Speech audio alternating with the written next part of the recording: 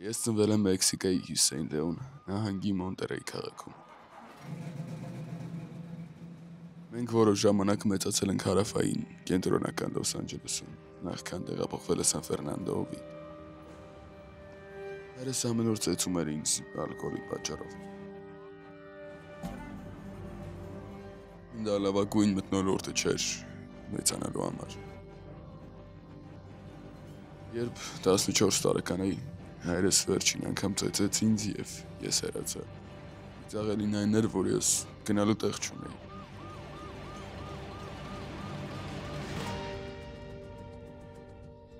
Ես հիշում եմ միգուցե երկրորդ երրորդ օրներ։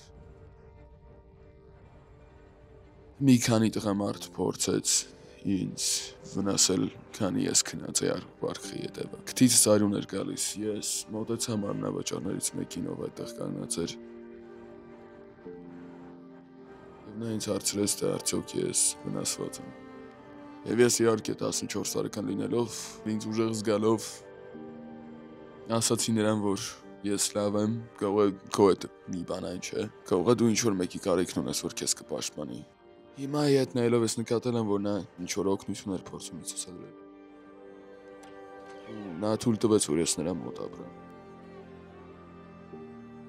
Նա հերոինի կախվածություն ուներ, նա ներկայացրեց ինձ մասեղին։ Ես օգնում էի նրան գումար հավաքելով և պարզապես մնում էի իր պահարանի մեջ բեյսբոլի փայտով զինված, ու այն դեպքում, որ մեկը չէր ուզում վճարել, ես պահարանից դուրս էի թռնում և ծեծում։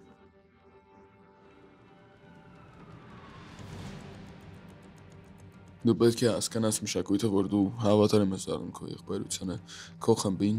դա դառնում է քո կյանքը։ Շատերն իրենց տարածքից չեն հեռանում։ Շատ անգամ այդպես չէ, որ ես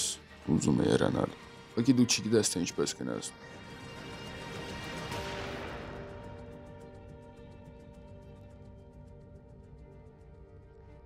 Ես չեմ ուզում սասել, բայց երբ թաղել ես շատերի դիակները, դու արդեն հարմարվում ես այդ կյանքին։ Քանի որ իմ սոցիալական աշխատողը գիտեր, որ ես սպորտանքի մեջ եմ ընկնում, նա օգնեց ինձ, որ միանայի այս ընտանիքին։ Դա դժվար փոփոխություն չէր իրականում։ Ես գիտեի, որ իմ սեփական սենյակը կունենայի, ես չպետք է վարձ վճարեի, չպետք է գողանայի, չպետք է դիլերություն անեի։ Ես հարմարանում էի այս փաստին, որ հայրը խնամում էր ընտանիքին, մայրը ուտելիք էր պատրաստում ու ամեն ինչ լավ էր։ Ես սկսեցի հաճախել մորմոնական եկեղեցին, եպիսկոպոսը հարցրել էր ինձ, թե արդյոք հետաքրքրված էի միսիա ծառայելու, ու մտածում էի, թե դա շատ լավ է թվում։ Ամենայն դեպս ես ծառայեցի 2 տարի, տեսա շատ մեծ հրաշքներ։ Իմ միսիայից հետո ես ամուսնացա, մենք 3 երեխա ունեցանք ու կյանքը շատ լավ էր։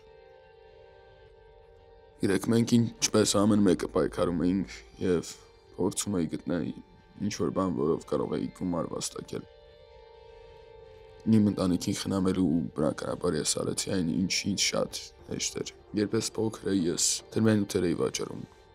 Կինս դրանք օղպեկը բացեց ու բռնացրեց ինձ 4 ունցիա կոկաինի հետ։ Նա հաստատ չգիտեր, թե ինչ էի պատրաստում, բայց գիտեր, որ դա օրենքի խախտում էր։ Նա լքեց ինձ ու 4 երեխայից տարավ նրա հետ։ Կյանքս իրոք սկսեց փլվել։ Ես ետ գնացի մաֆիայի կյանքին։ Միացա անցանքին, սկսեցի նորից թմրանյութեր վաճառել ու ամեն ինչ անում էի, որ կապված էր դրանից։ Եվ դա տևեց տասնամյակներ։ Գիտեք, ապրելով այնպես, ինչպես ես էի ապրում այնքան շատ տարիներով, համարյա անհնար էր հաշել կամ իմանալ, թե ինչքան սխալներ էի գործել։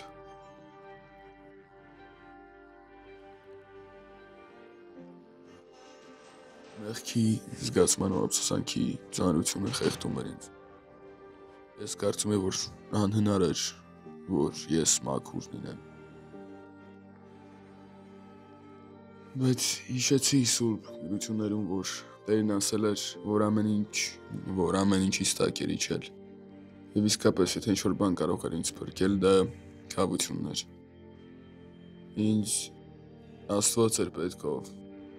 ամեն ինչից վեր էր, որ կարողանա փրկել մի հոգի, որ այսքան անստամբ ու հպարտ էր, որ կարողանայի այդ ափսոսանքները եւ մեղքի զգացմունքները եւ սարսափները հանեմ, որոնք տանում էին ինձ ողջ կյանքիս ընթացքում։ Ես գիտեի, որ դա կախված էր խոստովանելուց։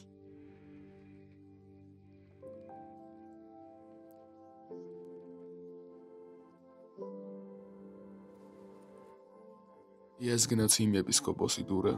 Ես գիտեի, որ պետք է բաներով կիսվեի, որոնք վիրավորել էին, ամոթ էին։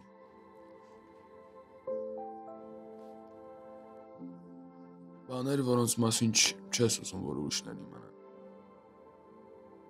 Երբ ես ի վերջո կարողացա իմ բոլոր մեղքերը խոստովանել, կարծես թե ազատվեցի այն ամենից, կարծես թե այնուհետև ես չպետք է այն ցավերը տանել։ Ես ավելի երջանիկ էի։ Եվ նորից մկրտվել եմ, ամուսնացել եմ, մոտ 3 տարի արդեն։ Ես մաքուր եմ եղել ու ազատ մեղքից եւ կախվածությունից։ Ես նույնիսկ ցանկություն չունեմ անել այն, ինչ անցյալում անում էի։ Սուրբ Հոգին իմ կյանքում է։ Ես կարող եմ հաղորդությունից ճաշակել։ Կյանքս լավ է։ Կյանքս շատ լավ է։ Ես ուզում եմ, որ դուք իմանաք, որ դուք կարող եք փոխվել։ Ես գիտեմ, ուզում եմ, որ իմանաք, որ հնարավոր է ներվել։ Ուզում եմ, որ իմանաք, որ դա սկսում է խոստովանելով։